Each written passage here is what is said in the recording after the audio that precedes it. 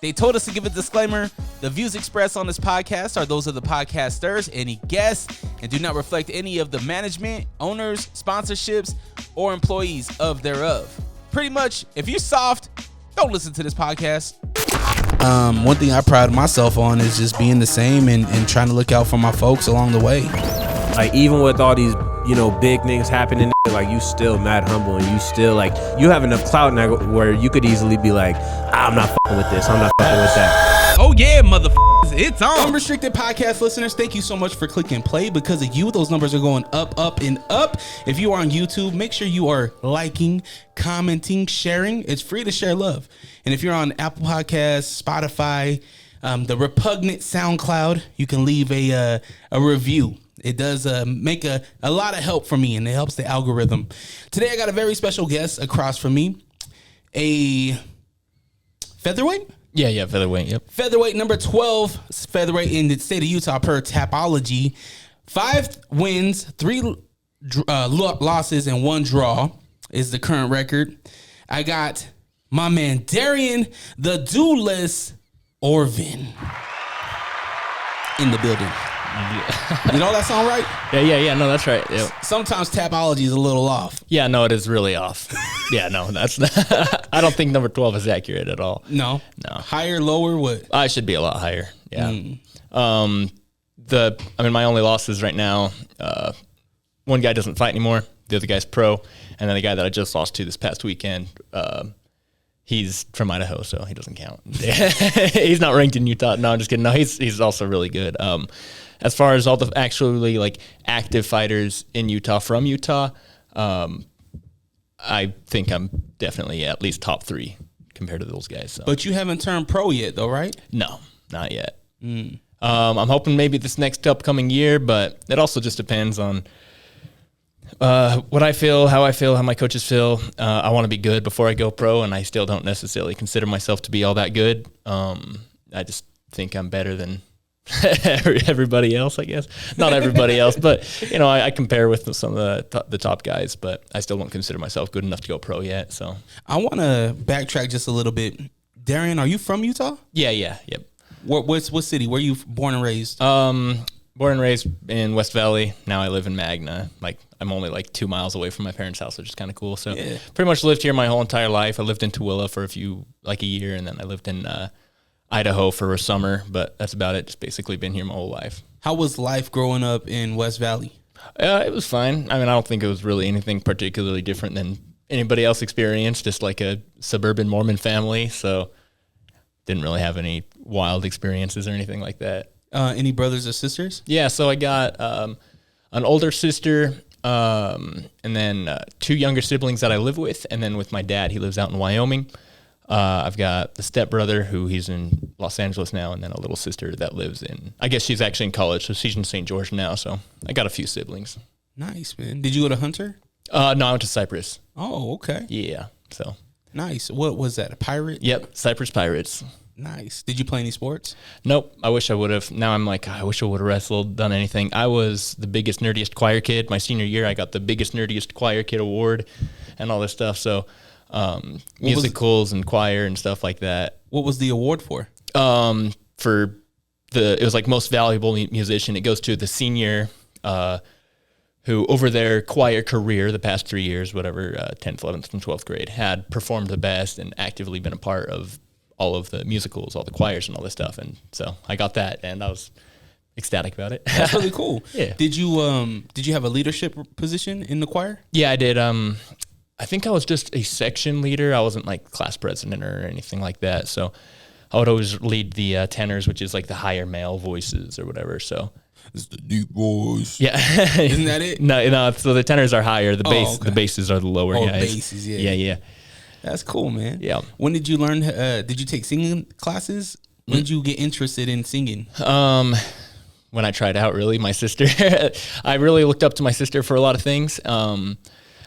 The only reason I got into wanting to do acting and singing and dancing and all that stuff is because she wanted to, and I wanted to be involved in something.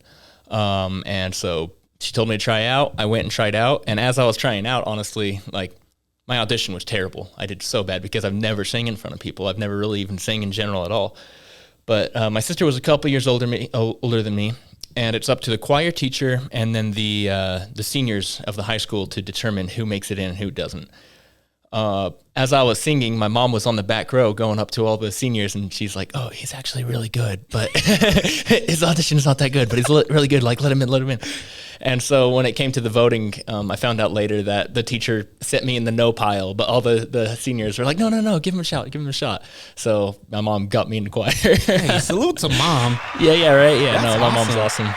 So you auditioned. Obviously, it wasn't the best. Yeah. When did you start to feel comfortable being in choir and performing? I don't really know. I've always been pretty okay about being laughed at or whatever, like making a fool of myself or stuff like that. So I never really felt super uncomfortable or super stage shy or anything like that.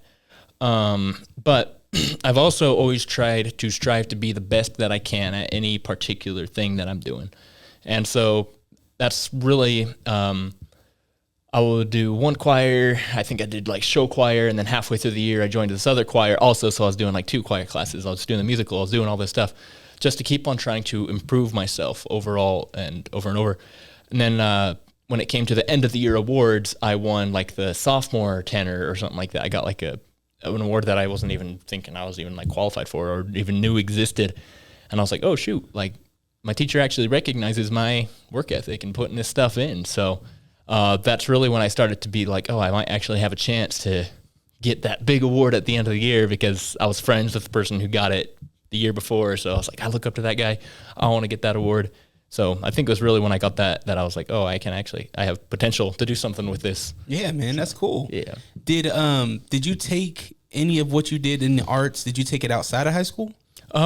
Yes, a little bit. So, and I guess it was like right after high school, I was trying to go on an LDS mission. That ended up falling through, decided not to do that. And I was like, what am I supposed to do with the next 2 years of my life? Because all my friends are going out and I'm not. So I was like, okay, well, there's a local theater company by my house. I'll go try out for that and see what happens. So I go and try out for that. Again, my audition was terrible. But somehow I made it in. And the director of that show, so that was a fun show. It's just like a little lame community theater, but the show was all right. The director of that show, his family owns a theater company that's up in Idaho. And so that's why I moved up to Idaho for a summer. Because though I did that show with him, he saw that I can perform really well. I just don't audition very well. So I went and auditioned for the theater company, had another bad audition, made it up to Idaho, and that's actually where I met my wife. And so she is the cousin of the director, so her family is all part of that theater company up there. So that's really about the extent of what I did with it outside of high school. Do you have the itch to, audition for theater or anything like that now? A little bit. We were trying to do a show in like 2020 at that same like local theater, just because we were like, okay, everything sucks, let's go do something. And then COVID shut it all down. So I'm like, all right, well, haven't had a chance to do it again. I still bring my showmanship and stuff into my fighting. Like I wear like ugly pink tight shorts and walk out to show tunes and stuff like that. And people really like my persona of going out there and just having fun and being entertaining and stuff like that. So I carry that aspect with me as well into my fighting and whatever. So. Yeah, I wanna backtrack just a little bit. You said that it didn't work out with the LDS mission. What happened? Why didn't you go on your mission? So I was having some like psychological issues and stuff like that. Like actually like legitimately like hearing voices and stuff inside my head. They said that I could choose to go on it, but the choice was on me, and just kind of decided it wasn't really what I wanted to do at that point. So it was a little mixture of that, of them being like, you can if you want to. We would prefer you to just stay home and do a service mission. And I wasn't really totally sure on what I wanted to do at that point, so I just decided not to. Have you ever always been a man of faith? Yes, growing up very strongly. And as I got older, I kind of developed my own beliefs. I don't really agree with or believe in any organized religion or anything like that now, but I do believe in a God. And I believe this is kind of like my faith thing in general, believing in people is, I feel like the best way to show love to another person is to appreciate their creations and their artwork and stuff like that. So, checking out the podcast, for example, or sharing my friend's art and stuff like that. I feel like that's a high form of love that we can show each other. And if we're all God's creations, our only goal in life should be to show God that we love him by loving each other. And so that's basically what my faith boils down to. Taking care of your body. So, you know, if you want to go out and drink and smoke and stuff, that's fine. But if you're abusing it, you're abusing God's creation, basically, and stuff like that. Yeah. And so that's really what my faith boils down to overall. I don't think that organized religions have it right, at least not for me. Yeah. Did that change any dynamic in family? No, not really. My family's always been super awesome and super supportive. My parents, even growing up, they're like, okay, yeah, you can go out, you can do what you want because you know what's right, the difference between right and wrong. So It's always been really awesome, really supportive for my family. As a parent, that's one thing that are you a father at all? No, I'm not. No. So I have 3 kids, and that's something that, you know, I always tell myself is that they're their own person. You know, as much as I have showed them some ways as far as respect, loyalty, you know, honesty, character, you know, these kind of things, they're going to do what they do, you know, and you have to let go and let be, you know. Did you and your wife, did you get married in the temple? Yeah, we did. Yeah. And then we were active for a few years.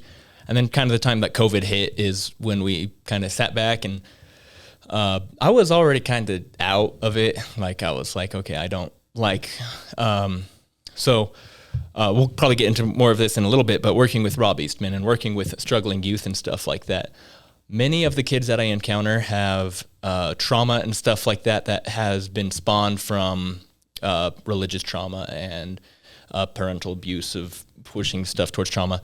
And a lot of the times, even if the parents aren't bad, there could be people in leadership positions and church positions that could be bad people. And that's something that we decided we didn't want to even risk our kids having exposure to.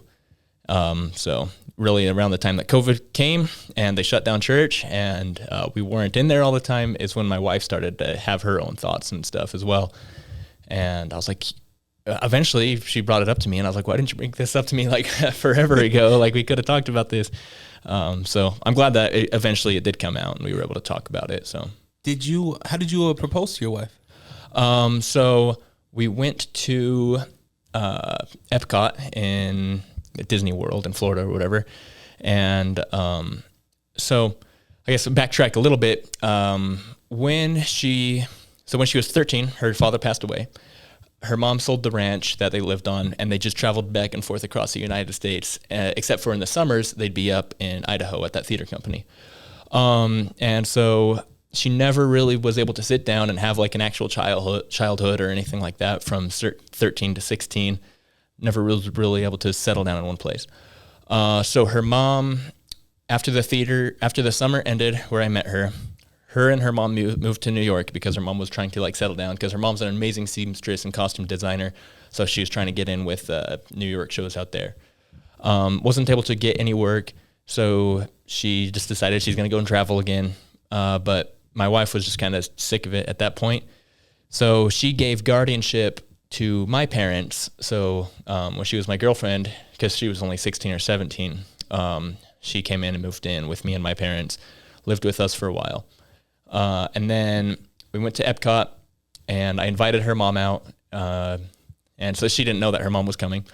And then my mom and my sister helped me set together like this big scavenger hunt. And I was like, oh, cool. Disney does this like little scavenger hunt thing. Like they give you an envelope with a clue and you follow all the clues and it's just kind of check out Epcot because there's not very many rides there. She's like, oh, cool. So we go through, follow the clues. You go to like the Buzz Lightyear bush because they have like all the flowers and they're cut off in characters. And then you grab an envelope underneath it and it says some clue about Bambi. Then you go to Bambi and whatever. And eventually we end up in Paris because I've always really loved Paris and the Eiffel Tower and stuff. And she likes Beauty and the Beast. And so there's a Beauty and the Beast flower decoration. And I just pulled out the ring and then her mom walked up and just proposed to her there. And then at first she didn't recognize it with her mom. She just saw it was like some random lady. And then she's like, oh, shoot. Wow. So it was a really like elaborate thing. And I'm glad that she didn't catch on because we made a few mistakes in there. But my mom and sister were like a step ahead of us, kind of watching us and communicating and dropping the letters. And then as soon as we'd get to it, they'd go and drop off the next one. So it was really cool. That is a really cool, creative way to propose. Yeah, no, I had a lot of fun with it. And how long have you been married? Almost 7 years. Wow. Yeah. Any talks about children or anything like that? So that kind of goes back to like the LDS thing. When we first got married, she was like, okay, I want to have kids. Like that's the Mormon thing to do is you get married, you have kids. I was like, no, we're going to wait at least 5 years because I don't feel like kids don't necessarily make you stuck, but they make it a lot harder for you to kind of progress in life and stuff like that. And I just was not content with where I was at in life. And so I was like, okay, we're going to wait at least 5 years. And then by the time those 5 years came, she's like, oh, actually, you know what? I got some stuff of my own that I want to work through. And I was like, I got the same. So we're going to make those adjustments and just kind of see what happens. So definitely within the next 2 years, because she doesn't want to be having kids into her 30s and stuff like that. But we don't have anything slated. Yeah, well, that's cool, man. Yeah. Being a parent there's nothing like it, man. It's on the job training every day. Yeah. Every day. So there's not ever, in my opinion, like a perfect time. It's just when it happens, and you could plan for like the arrival or whatever, but once you have a life here, you don't know what that life is going to be, you know? You talked about having, hearing voices and stuff, how do you manage that with your kid? How do you handle those kind of situations? Those are things that you think about as a parent. Yeah. Darien, when did you fall in love with martial arts? So it was the beginning, like kind of out of high school in that period of not really knowing what I want to do with my life and stuff. I had always really had a lot of insecurity about feeling involved and feeling wanted in different aspects. Like even as a choir kid, I didn't really I didn't fit in with the choir kids. And the hanging out with like, I don't know, the other clique. I don't know what they would be necessarily called. But just hanging out with my other friends, I didn't totally feel like I belonged in there. And so I just wanted to try something else. I liked watching fight videos, and I was kind of depressed and angry. And so I was like, you know what, I'm going to go and start fighting. So I did that right out of high school, but I only did it for about a week. And then ended up, I would pop in periodically every couple of years for a week or two or something like that. And then finally, in April of 2019, I signed up again. And so I started with boxing. And I was like, okay, this time I'm like going to sit down and I'm going to stay here until I get a fight. And to prepare for the fight, you had to be there 3-4 days a week, whatever, for 3-4 hours a day. And after 7 months, took my first fight, lost that one. Took my second fight in February of 2020, lost that one. And then during the 8 count or whatever, because it was kind of like a dumb 8 count, but amateur boxing is interesting. So during that 8 count, I was like, this is dumb. Like I wasn't hurt or anything like that. Why are they giving me an 8 count? Like I want to go to MMA where I have to rely on myself to save myself. And so, yeah, that's really when I decided to make the transition to doing MMA. And I also, through the journey of it all, I kind of found, I still have the insecurity of not feeling wanted and like I belong anywhere, but I feel a lot more secure and confident in myself. And that's the feeling that I chase over anything, is feeling confident and feeling love for myself and stuff like that. So do you have that now? Not really. I mean, I have like the confidence and love for myself and stuff. Yes. It wavers time to time. But it's just like, I don't know, it's a constant journey of progress and realization and stuff like that. Like how I said, like, I still don't really see myself as a good fighter. If the only identifier I have of myself is a fighter and it's something that I'm not good at, then that's going to be my identity, is not a good fighter. So I have it through different aspects, I guess. I don't know if that totally makes sense. But I get a little bit of my, what's the right term?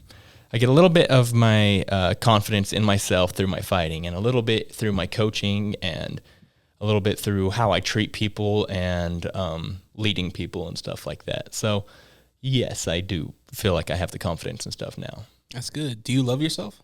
Yeah, I do. I'm really happy with who I am and who I'm becoming. I just sometimes do stupid stuff and frustrate myself, and I think I put too much merit in what I think other people think about me. And I don't know how much of my not feeling wanted and involved is actually real versus how much of it is me telling myself that I'm not wanted and involved. And so then I kind of read into small interactions a little bit too much. Like, for example, I was talking to one of my teammates yesterday, and he mentioned that he was talking to somebody else about me, telling them how I'm a really good fighter. And like, that really made me feel good that somebody was actually like mentioning me outside of me being directly there. Like, it's just weird to me that anybody would talk about me or mention me if I'm not there, because I don't feel at times like I'm supposed to be around. And so I think if I sit down and logically think about myself and who I am, I feel I do really love and respect myself. I just, going back to putting too much merit into what other people see about me or think about me, that hinders my appreciation for myself sometimes, I think. Yeah, this is a constant upkeep, I think, as humans, because that emotion, that feeling that you have, I think we all have that, because I could definitely relate to it. You know, am I wanted? Am I showing the right character? You know, when Darien leaves this podcast studio, when he goes and tells his wife or his friends or his family about a podcast that he's on, is he going to say, I had a good experience? Dre's a good dude. He asks good questions. You know, these are things that I think about. And sometimes you get the negative response and sometimes you get the positive, right? But you always got to ride this middle line where it's like, you're not as good as they say you are, but you're not as bad as they say you are either. You know what I mean? Yeah. And I think that that's where the hunger comes from, to be better, to do better, to want to get outside the comfort zone and learn different things, you know? Yeah, man. I think all those emotions are valid and relatable. What did wifey think about you fighting? She doesn't like it. She supports me because she knows that it's something that I like to do, and she knows that it makes me feel good. But she doesn't want me to get hurt. And then that's another thing. Like, I don't really ever get hurt in any of my fights. Like, right after the fight, I'm going up to the promoter and asking for the next fight because I'm always fine. And so she doesn't necessarily care that much about me getting hurt. She doesn't want me to get hurt, but it hasn't been an issue yet. But she doesn't want it to hurt me psychologically.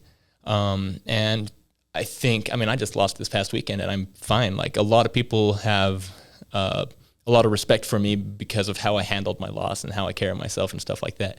Like, yeah, he exposed holes in my game that I already kind of knew that it was there. I did some dumb stuff in my preparation, but that doesn't make me any less of a person, any less of a fighter or anything like that. So I'm handling this loss really well.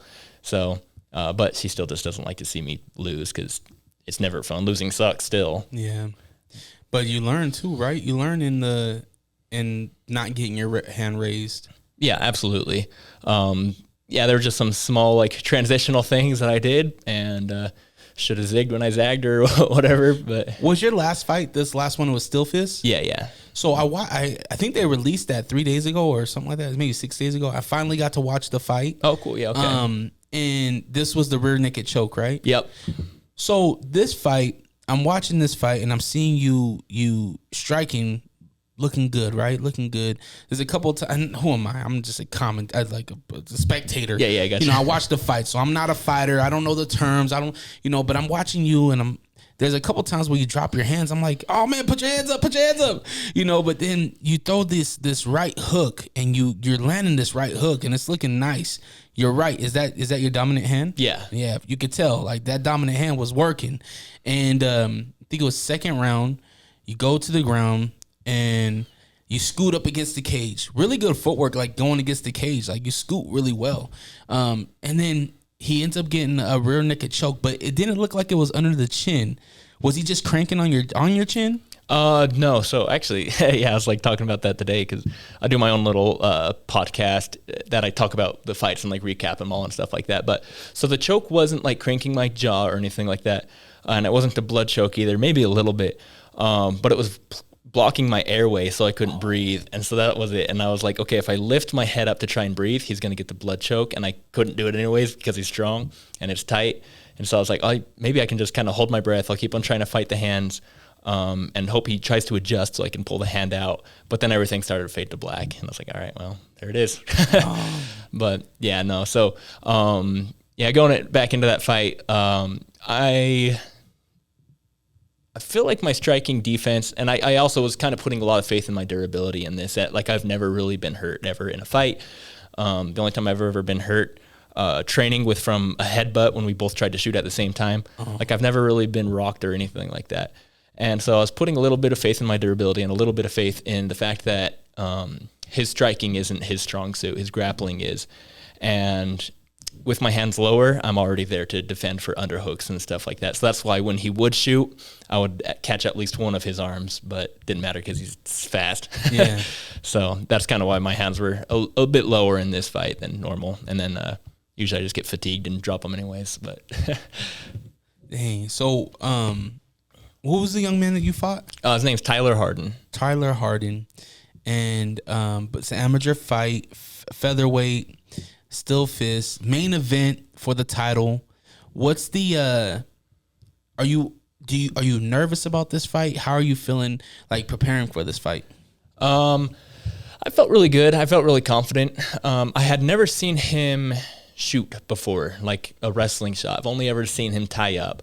And so that was kind of a little bit of an oversight in my preparation. That's what I was talking about. Like sometimes I do dumb stuff in my preparation. I should have done more submission defense and stuff. Like I did some, but I didn't do it to the part where it's like second nature and I just know immediately what to do. I have to stop and think about it. But the submission is second nature to him. Mm-hmm. So he's got that edge on me. So all of my preparation was stopping the clinches and stuff like that. Like if he comes in with my hands here, block his biceps and circle out. And so that's why when he would get me up against the cage, I was able to circle out. So a couple like dumb things in the preparation for it, but overall for this fight, I felt really confident. Like I thought I had it for sure. And everything to that point was really going up to my game plan. A lot of his opponents previously, they'll throw strikes and kind of overcommit to him and he'll tie him up and drag him down. I didn't want that to happen, especially not until we were a little bit sweaty. So I wanted to leg kick him to slow him down with leg kicks. I wanted to do body work to slow him down later in the fight, like round 3, 4, 5. And I wanted to keep my distance. And so that's what everything up until the point of him taking me down and rolling me over was going up to plan. So I felt still really good about it in the fight. And I'm still really happy in myself for how I performed in the fight. Just kind of wish I would have covered those submission defense. And he hit me with like a head and arm throw off the cage before he pulled me down that final time. And my head popped out and I was like, oh, cool, I'm good. And then my arm got yanked forward because he trapped my wrist. And I've never experienced that before. And so I didn't really know what to do for it. And then in the scramble on the ground, I grabbed his leg to kind of do a leg pass, but I pulled him like right on top of me, right to where he wanted to go. So I'm like, oh crap, that was also dumb. But I'm still happy with how I performed, even though I lost. So when you're preparing for a fight, are you jumping to different gyms or are you just in Power Fitness? Yeah, I'm jumping to different gym constantly. In Power Fitness right now, we just have beginners, and so I know enough to coach them, and I'm constantly learning. I train at the pit a little bit, and because my schedule at Empower Fitness kind of conflicts with pretty much every gym, I'm going to different gyms constantly, and that's really kind of the way that I prefer it, to go to a bunch of different places, learn from a bunch of different people, and improve overall with everybody. Like, I have not found a coach that understands me and understands the game and understands and has like the appropriate bodies and people for me to work with constantly. I haven't found that at one specific gym, so I go to all these different places to train. Yeah. You've been doing this for about 4 or 5 years now? Yeah. Yep, about 4 or 5 years. What's your thoughts on Utah MMA? I think we're really good. I think we beat all of our surrounding states. We just have trouble when it's like guys from Nevada, where they have all those high-level UFC fighters and stuff like that, and all those high-level gyms that everybody's training with. And then California, where it's kind of the same. It kind of goes by like population density, where you have higher population, you have better people. Utah, Salt Lake has kind of better population than Idaho, Wyoming, New Mexico, and whatever. And then Colorado, they have some decent gyms out there, but I think every time they've brought somebody from Colorado, we've beaten them. So yeah, no, Utah MMA, I'm really surprised with it. They're really good. But that kind of goes to like my philosophy as a fighter. I don't think there's very many people from Utah that are going to be UFC bound. There are a lot of really talented and really good fighters, and there are a couple guys who have potential to make it UFC bound. But I think if you're starting MMA at 22 years old, you're maybe 22 years too late. Like the way that they're breeding those guys out in Dagestan or Brazil or whatever like that, like they're insane. And that's not to say that no one can do it, because there are MMA fighters like Rob Font, who's kind of becoming a household name in the more casual people in the UFC. They would at least kind of know Rob Font, for example. And I think even Sean O'Malley started pretty late at like 17, 18 years old. So there are people who can be outliers like that, but the chances of it happening are pretty low. And so... lost my train of thought there. Hold on one second.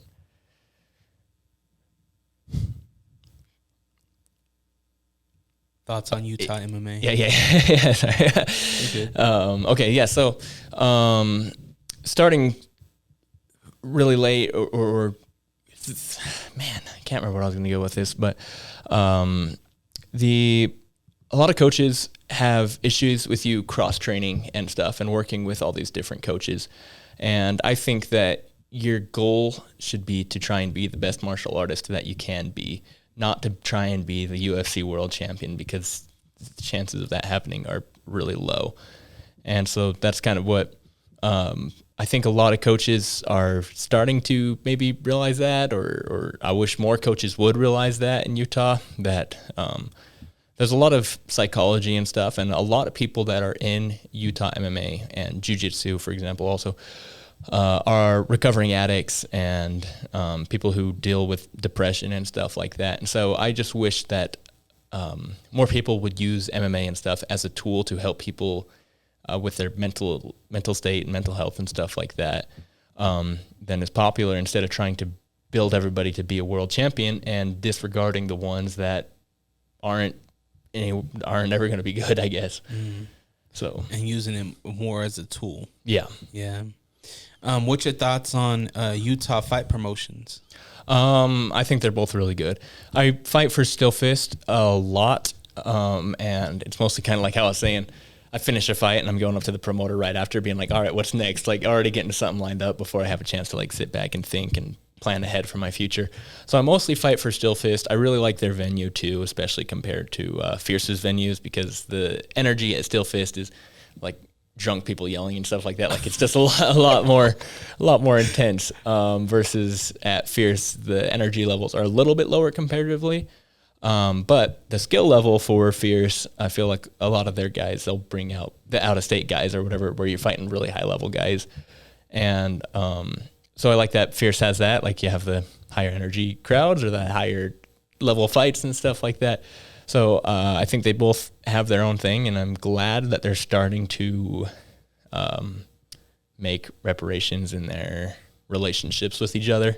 So I'm good friends with Zach Partridge and Pat Patton and stuff like that. So that's dope, man. Yeah. I hope we can get to a point where it's even if it's just an undisputed AMI, because I know Still Fist is only amateur, right? They do have some pros. They have some pros? Yeah. Okay. Well, it'd be cool if we had an undisputed title. Yeah, no, right? That was sweet. Yeah, you kind of got to fight for both. Like Ammon Garcia, for example, who fought Talon Carvalho on February 10th. Mm-hmm. Ammon's the 55 champ for both organizations, so now he's the undisputed unified champ. Yeah, I didn't realize they didn't mention that at Fierce, huh? When he fought Talon, because his last fight was with Talon at the Maverick Center. Yeah, I don't think they did. I think they were just talking about him being their champion or whatever. Yeah. But I didn't realize that. That's cool. Yeah, that's something that needs to be talked about. Yeah, no, it does for sure. What you said, featherweight? No, he's a lightweight. Lightweight? Yeah, 55. Yeah. Okay. Man, that's really cool. What was his name again? Ammon Garcia. Ammon Garcia. Yeah. You know what gym he fights out of? He's at One Hit, so he trains with Zach Partridge. Yeah.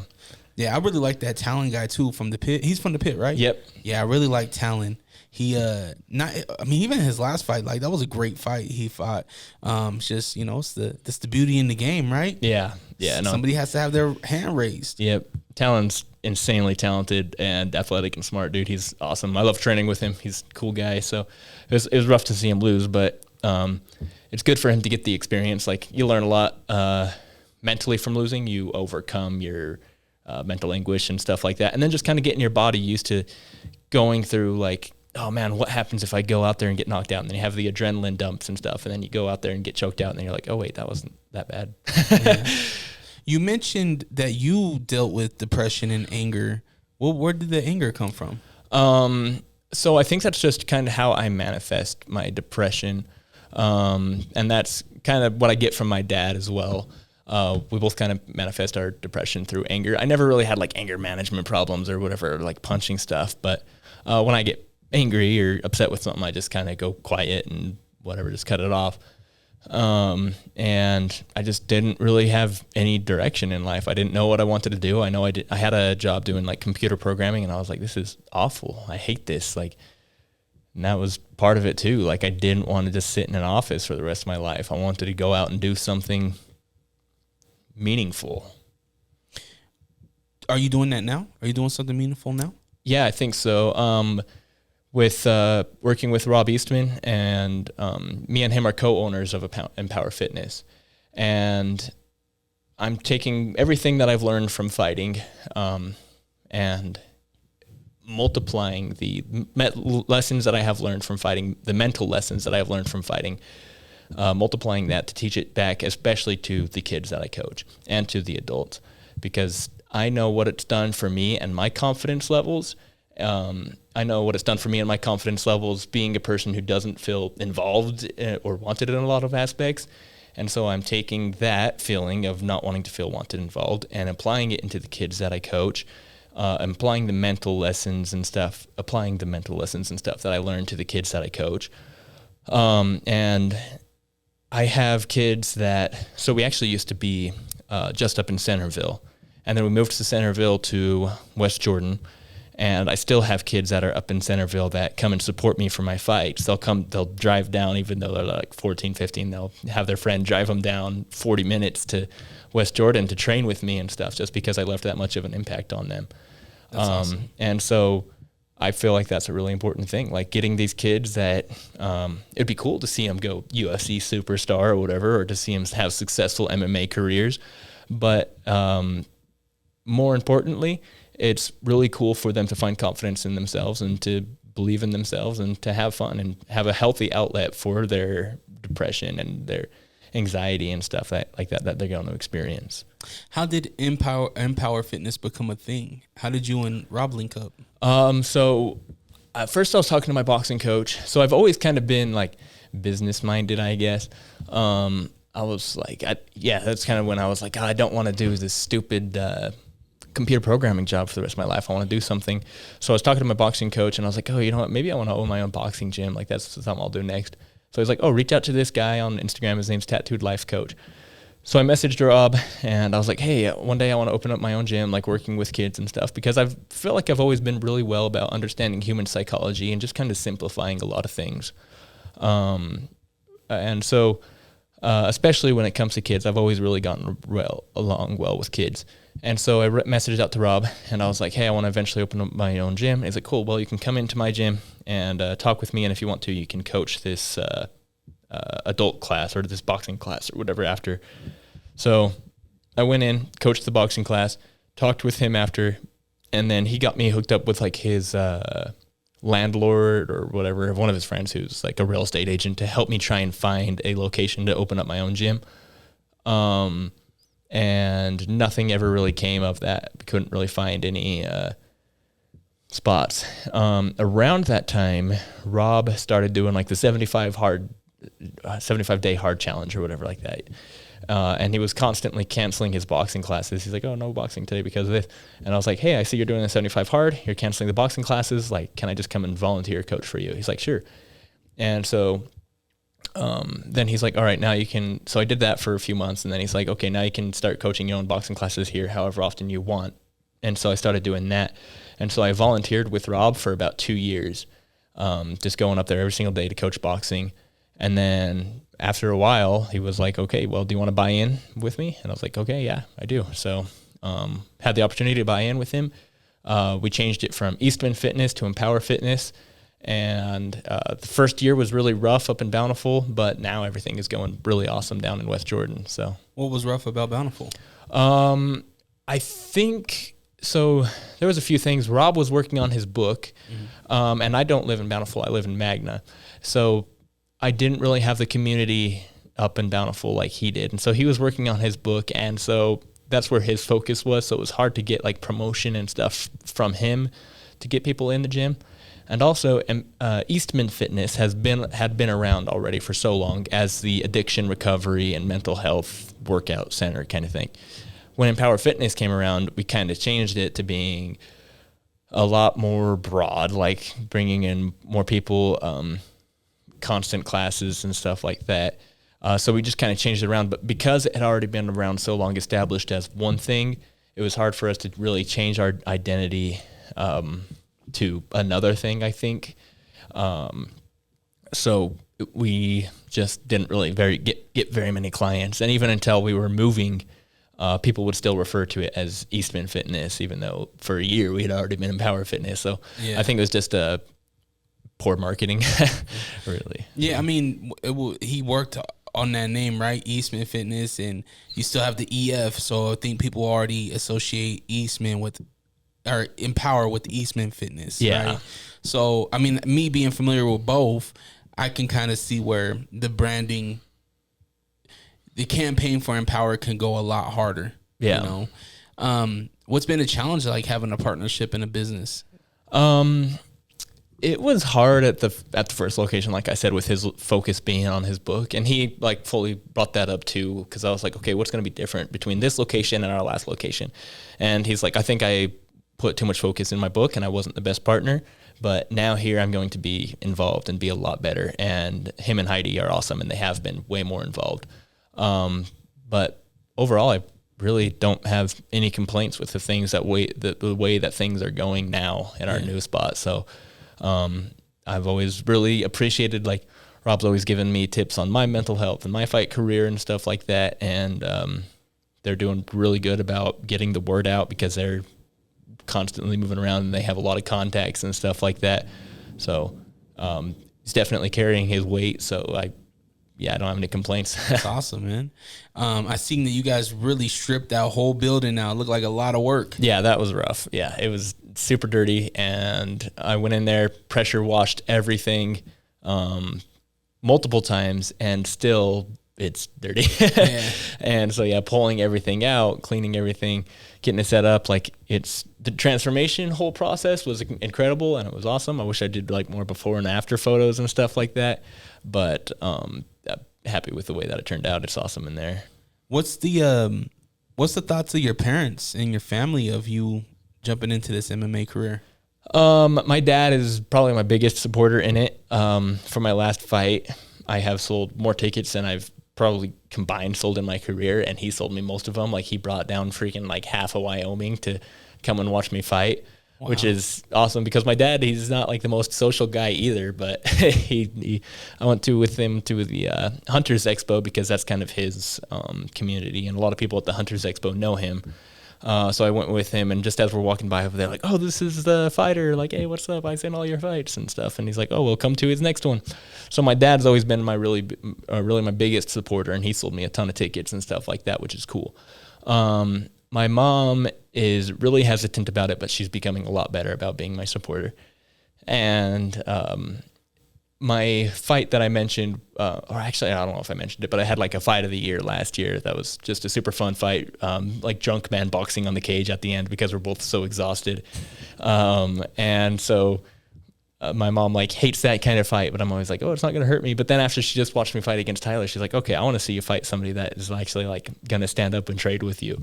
And I'm like, yeah, me too. So, you recently, I mean, last night you told me that you have, is it Muay Thai, a fight? Yeah, I got a Muay Thai fight coming up, so that'll be another stand-up one. And then I've got another one in June. Like, I'm 27 now, so I don't have that much longer in my fight career.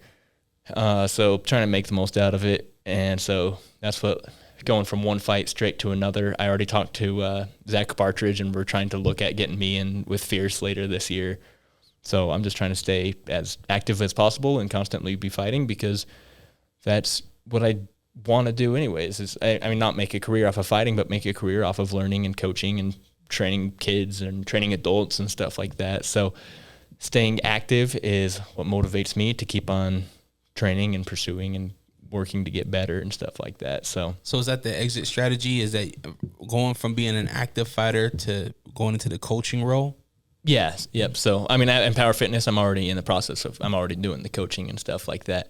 But I want to just build a name for myself in the local community for people to be like, oh yeah, go to Darien Orvin. He's a good coach and also a very smart person when it comes to the psychology and stuff like that. And so that's really my biggest thing about staying so active and fighting so much, is because I want that kind of message to surround me as a person. Do you still hear voices? No, I don't. It kind of went away at like 21 or something like that. Like, yeah. What was the cause? What was the diagnosis? So the diagnosis is diagnosis. Whatever. They changed constantly, and at one point it was schizophrenia, but they're like, that doesn't make any sense. But according to our rule book here, that is what this. That's kind of like, we got to kind of follow, like, if this, then this, you know. Yeah. They're like, according to the rule book, it points to schizophrenia, but that doesn't make sense for sitting here and talking to him and seeing that he's not delusional and stuff like that. And so then eventually it just changed to unknown matter resolved or something like that. So now there's just no diagnosis. That's wild. Yeah, it is super weird. Did they do anything chemically for you? Like any medication or anything? Yeah, they put me on like risperidone and stuff like that, but that just made me feel worse. I didn't like that. So I've always also been like I hardly take ibuprofen because I'm I'm like scared of it or something like that. I don't want to have to rely on any medications or anything like that. Yeah. And so I don't know if it was like just a current chemical imbalance of going through puberty or something like that, that threw everything out of whack, or what really. So, or maybe once I started boxing, got punched in the head, it set something right. I don't know. What was the voices saying? It was playing on my insecurity of not wanting to feel, of not feeling wanted and involved in stuff a lot. And I don't know, maybe that's part of the reason that feeling still carries over so much into who I am now, because it was literally constantly in my head telling me that, and telling me to run away and stuff like that. I don't think it ever told me to hurt myself, but yeah, just really playing on that not being wanted feeling. Wow, man. When did you get your tattoo? 2020, I think, like that. So yeah, I got kind of all three of these ones at the same time, just like Western themed, and it's supposed to be like sheet music for a Beethoven song that I really like, but it's too dark to tell. Is it a skeleton? No, it's just a cowboy. Oh, it's a cowboy. Yeah, oh, okay. Torso. Oh, I see it now. Yeah. Okay. So yeah. And what's that? A gun? Yeah, I got little guns on my hands, and then I don't know if you know Big Iron by Marty Robbins. But he talks about the outlaw in the song. Hey, has 20 notches on his pistol, and he's 24. So when I turned 24, I got the 20 notches on my pistol. Oh, okay. So now I just got to get 20 wins in MMA, and then it will mean something. Well, you got a lot of work to do. Yeah, yep. Do you go shooting? Yeah, I do a lot. So, and I'm pretty decent at it.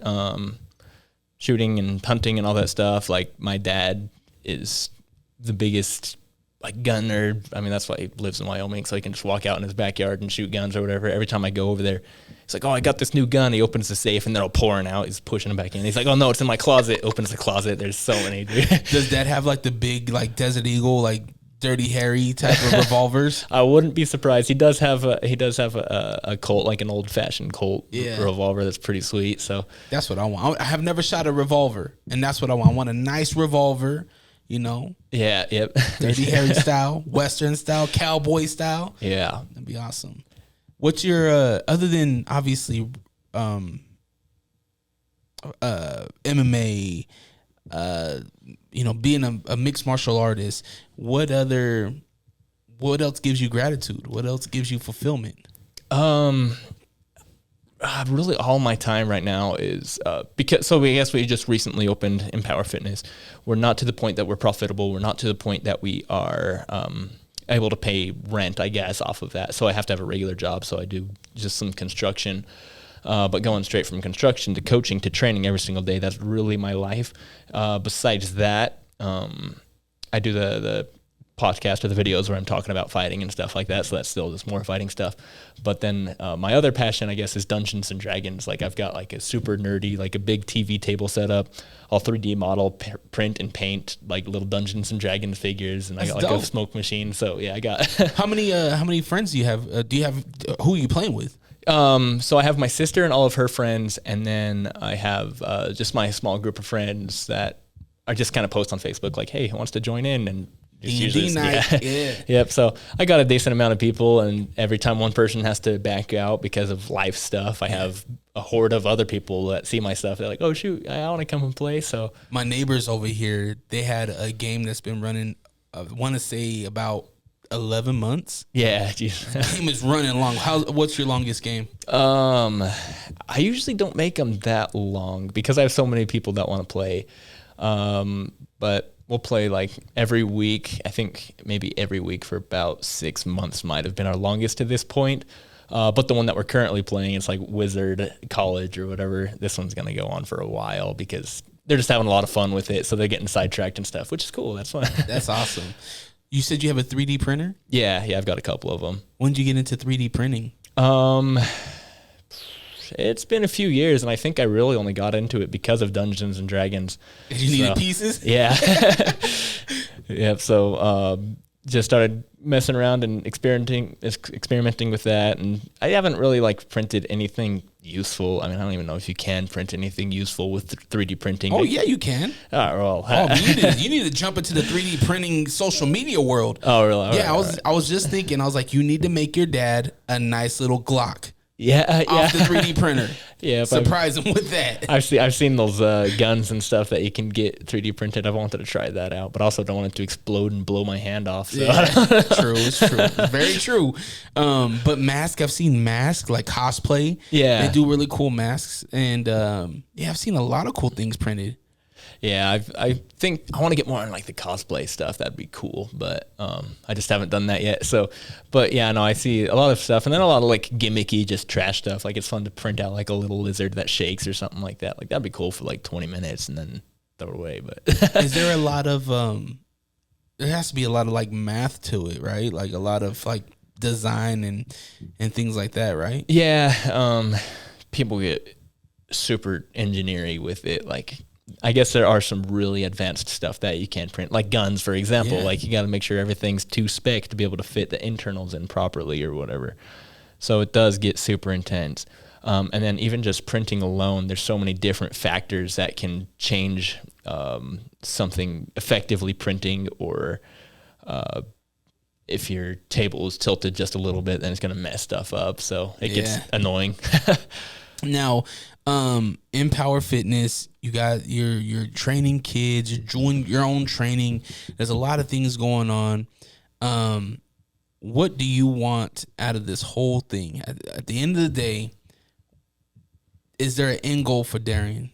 Yeah, so I guess the very end goal is to have Empower Fitness kind of be a chain where we have a bunch of different locations, improving mental health through CrossFit, fitness, MMA. It'd be cool if we could do like rock climbing stuff eventually too. So I want to have a bunch of different gyms that kind of focus on that. And then I want to open up my own ranch, like a big ranch that's specifically for helping people who are going through mental health crises and stuff like that. Like have kids come out and work with animals. And then have a barn that has a fight area in it and stuff. That'd be like awesome. That. Yeah. So that's really what I want to work toward, and I think I'm on the right track to get there. So yeah, man. The first step is to start going, right? And you're already putting the work in, so I don't see nothing holding you back. Yeah. So it's and that's kind of my wife. She grew up on a farm and stuff too, so that's her passion as well. So we're both on the same page of working towards the same thing.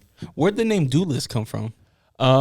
So I would wear so I got like all this Western stuff, whatever. So people would call me Cowboy, and I was like, I don't want to be called Cowboy because there's already Donald Cerrone or whatever. Yeah. Like I can't live up to that. And Alex Oliveira too. Yeah. So it's a pretty common nickname. So I was like, all right, I got to come up with something else.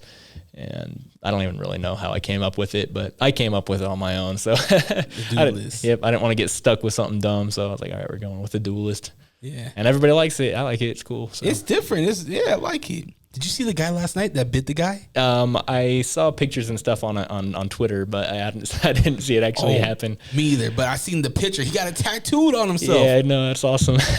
Man, this guy bit him. Yeah. And then he said, no, I didn't bite him. Yeah, that's like, wow. Crazy. What do you do if somebody bites you in a fight? Yell at the ref. Be like, hey, this guy's biting me. Yeah. That's pretty intense. All right, man. I want to jump into a segment called Questions. Okay. Are you sick of podcasts that just interview people with the same questions and gossiping nonsense? Are you tired of hearing about what's wrong with the world? Can you locate your nearest orphanage? Who cooked the Last Supper? R.I.P. Mr. Potato Head. Seppuku Harakiri. Where is Mavis Beacon? This is Hos. And this is host Beefy. Listen to the Beans and Rice podcast. Exclusively in Braille and all streaming platforms. Patent pending. Hey, yo, you're probably listening to the Unrestricted Podcast with DreRawka. We are? No, they are. Yeah, oh, right. Oh, wow. And I'm the real Ruby. You can catch me and Fonzie and the G Daddy Funk on Lake Talk 801 Podcast. Yeah, but I think you have to come in more smoother, more funnier. Like, yeah, they could catch us on the Lake Talk 801 podcast. Yeah, y'all can catch us on Lake Talk 801. Yeah, and be like, and yeah, man, hey, and they could catch people like me, the real Ruby, and people like you, Fonzie, and people like him, G Daddy Funk, wow, on that's the a Lake lot Talk of people. 801. Who cares? What did he say? Huh? I didn't hear him. I don't know, but this probably should be the ad. Are these on? Catch a new episode every Monday on all streaming platforms. The Lake Talk 801. Tune in now. Now, Questions is powered by a bar named Sue, where they got live music, sports events, including UFC pay-per-views. You can watch it at 3970 South Highland Drive or 8136 South State Street. Find out more at thebarnamesue.com. Now, first question comes in from my friend Will Wonder from the Will Wonder podcast. After you die, if you could come back as an animal, what animal would it be? I guess a dog. I don't know. I like foxes, so foxes are like my favorite animal, but having to like be at the bottom of the food chain would suck. But just being a dog where you just get to be like pampered and play and sleep all the time, I'd probably do a dog. Any breed? Any specific breed? Probably, I don't know. I guess like, not particularly, but my last dog, I actually just lost my dog in December. Oh, man, I'm sorry. Yeah, sorry. Thank you. And he was like a pit bull blue heeler mix, so I just like to be him. He's cool. What was his name? His name was Portillo. Portillo? Yeah. Where'd you get that from? So when we got him, his name was Polito, but there's a restaurant out in Chicago called Portillo, and I just got the name mixed up, so we were calling him Portillo for a really long time, and then I looked at his paperwork, I was like, oh, whoops. Whatever. That's awesome. All right. Me, I gotta be a silverback gorilla. My favorite creature ever. Yeah. Those animals are really cool. Like I sit back and I look at a silverback gorilla, massive, but very gentle at the same time, but very dominant, and the way they move is just incredible. There was a recent video of a zookeeper. I don't know if you've seen it. There was two zookeepers and one of the silverbacks got out and he's running all aggressive and he stops and he's looking at him. And he just lets them go, But if he really wanted to, somebody that got you in this cage, he could rip them apart. Yeah, easily. But he didn't. He let them go. Yeah, no, I saw that video. That's a good pick. Those things are scary. Yeah, man. Their eyes just say it all. All right, thank you for that question, Will. Eileen Hill for you. She got a little. Okay, it's a little joke. I'm not even gonna say it, Eileen. No, you're bad. Okay. Bobby King in West Valley City. Baby King, sorry. Baby King in West Valley City. Bench, trade, or play? Are you a sports guy, like basketball? Not really. I watched the Super Bowl because the 49ers were playing, but that's about the extent of my sports outside of UFC. Well, these guys you should know about. Okay, you're gonna have to bench one, you have to trade one, and you put them into play. Okay, basketball: Michael Jordan, Kobe Bryant, LeBron James. All right, so bench, trade, and play. I guess I'm gonna play LeBron James. I'm gonna trade Michael Jordan, and then what was the last thing? Bench, trade. I guess I'll trade Kobe Bryant. So you said you would trade Michael Jordan. So LeBron, Kobe, Michael, play, trade, bench. Okay, so yeah, I'm playing LeBron James, benching Kobe, and trading Michael. Yeah. Okay. My thing with Michael Jordan, I guess, or just any sports in general is maybe I place too much faith in the advancement of the sport. And so I think Michael Jordan is too, his era might have been surpassed by the current era. And I know that those guys aren't necessarily current era. I mean, LeBron James, he's still current, right? But isn't he kind of nearing the end of his career? I don't even know. I mean, it's 20 years? Dang, man, like 22 years? Yeah, so it's a long time. Yeah, that's kind of why I would trade him, but yeah, you see this next era too with I don't know if you're familiar with Wembanyama. He's a 7. They mark him down as like 7'2", but really he's probably about 7'4", and he can handle the ball like a point guard, and he can shoot like a shooting guard. Yeah, I think I've seen that guy. And then Jokic or whatever. Oh, Nikolai, yeah. Joker, yep. Where people just kind of like throw him the ball and he just kind of sets it in the in the hoop and stuff like that. Yeah, man. All right, Darien, man. Well, I appreciate you coming by. You got fights every week, it seems like. Yeah. The one draw, was that accurate? Yes. Well, okay. So, yes. But so it was actually to Kawhi Thompson, who was the main event when I just fought. So he went down to 135, and now he's a champ at 135. We boxed each other, and it was like a commission error. Their doctor was suspended or something like that, so it didn't count as anything. So it was like a no contest. And then my opponent for my MMA fight, which was like a month later, pulled out. And so Kawhi's like, oh, I'll jump in against him. Like Kawhi doesn't have any MMA experience really at this point. And so, yeah, he comes in against me. I trip him in the first round, end up in mount, and I just beat him up for the entire first round. So that's a 10-8. So that's why it ended up being a draw. The next 2 rounds, nothing really interesting happened. I think I was kind of too afraid of his power, and I was using my range too much. But I landed a lot of leg kicks, and so if I was scoring off of damage, I might have given it to myself just from my leg kicks. But he got a takedown per round. So it's like, what do you give more weight to, leg kicks or takedowns? And the judges gave it to the takedowns. So, do you understand MMA scoring? Yeah. Do you think that all fighters understand MMA scoring? No. How important would it be, or how impactful would it be for their career to sit down in a seminar or something to understand the scoring? I don't think it would be very helpful, just because fighters aren't very smart people in general. He said it, not me, guys. Yeah, so I mean, they'll like sometimes people do stuff that pisses me off, which I honestly, maybe if I go back and watch myself, I'm like, why did I do that? That was stupid. And I guess I do that almost immediately. I'm like, but they'll like rock somebody up against the cage, throw a couple strikes, and then take him down. And it's like, you could have scored so many more points, or even scored a knockdown had you not taken him down.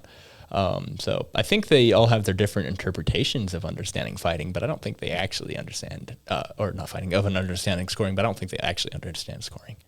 That was a question that I had for Zach, because, you know, there's those fights where it's like, oh man, I thought he won.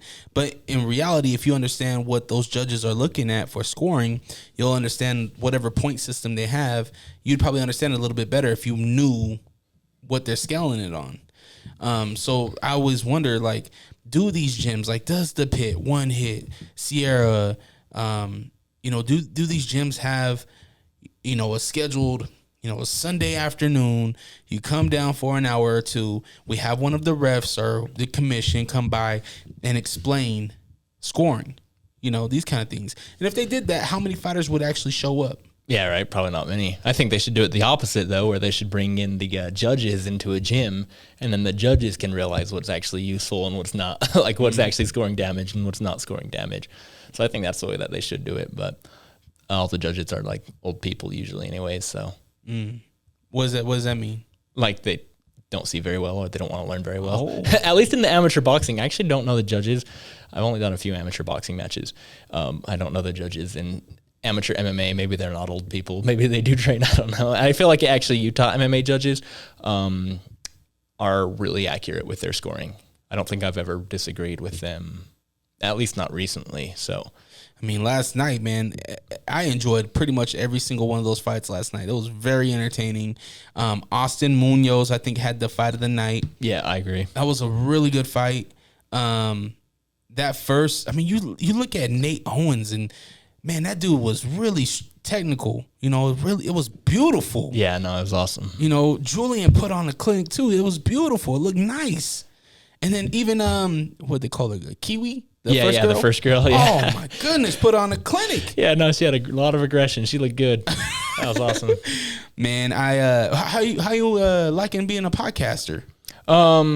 It's fun. I mean, it kind of sucks, like, because I have so much stuff going on in my life that, like, I legit have to go from here to work on the podcast for about 30 minutes, and I have Dungeons and Dragons, so it sucks because it's just one more thing that I have to do. But being able to constantly watch fighting and share my thoughts on fighting and improve my own thought process, because I'm sure I probably say some stuff that people are like, that's not right. And so just improving my skills as an analyst, I guess. So I really enjoyed that aspect of it, and just content creation and stuff in general is something that I want to do and I want to get better at. So is this a solo podcast? You're just doing it by yourself? Yeah. So self-commentary? Yep. I'll bring in people for like interviews and stuff like that occasionally, but I haven't lately just because of my regular job. So hopefully once the gym gets to be not only profitable, but is able to pay enough for me to quit my other job, then I can go a lot more hardcore into content creation and bring in guests on the podcast and stuff like that and talking about their experiences and their fight and stuff like that. So awesome, man. Well, how can people get a hold of you to maybe come to the gym or, you know, whatever? Yeah, so just my Instagram, my Facebook, my Twitter, whatever. It's all just my name, Darien, Darien, Ray, Ray, Orvin, Orvin. That's all my social media is. It's just my name. So you can go on there, text me, call me, message me, whatever. And I'm basically always on my phone or have it with me, so I get a hold of everybody almost immediately. So you guys can get a hold of me, and I will either get you in my gym to train with me, or I will point you in the best direction for yourself. But you're not taking open offers for D&D then, huh? That's the friends only? Yeah, well, if I have any openings and if people want to play Dungeons and Dragons, then yeah, you can hop in on that as well. So, do you ever go to like the comic book stores and play? No, I don't. And that's kind of going back to like not fitting in anywhere. You gotta put yourself out there, bro. Yeah, I do. I need to have more faith in myself for sure. You'll meet some cool people. Like I think Dr. Hauser's, I think is what it's called. Dr. Volt's Comic Connection. They have games over there. They do mostly probably Magic though, is what I say. Yeah. I don't know if you do Magic or not. I did once. I got to a game store a couple times. I like the atmosphere inside of them. I just don't. I got social anxiety, I guess. Maybe that's what it is. I don't know. I hear you, man. People suck. Yeah. Sometimes. Cool, Darren. Well, I appreciate you coming through. Definitely go follow him. Go check him out, man. When he has a fight coming up, go support him. I need to get over to a still fist fight. I haven't been to a still fist fight in a very long time, so I'm gonna go check it out now that things are cool with them and Fierce. You know? Yeah. We're cool, right? Got a little bias with Fierce. But, cool, man. I appreciate you, my brother. Allrock.com, ALLRAWK.com. Go buy a t-shirt. Go buy a hoodie. If you want to support this show, that's how you can do it. But hey, if you can't afford it, I get it. It's rough times out there. Rent is crazy right now. I got a 2-bedroom apartment. I'm paying almost $2,000. It's nuts right now. But yeah, if you can't afford it, share it. Share the content. It's free to share love. Go do it. Protect your light. Always protect your light and have the day you deserve. Peace. Are you a fan of the Smart Waters? Yeah. I'm a water snob. Oh yeah. Yeah.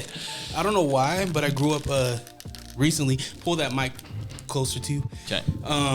Like I can't do Arrowhead. Yeah. No, I can't do it. I can't do any type of spring water. So my wife calls me a water snob. Yeah, no, that's that's fair. Yeah,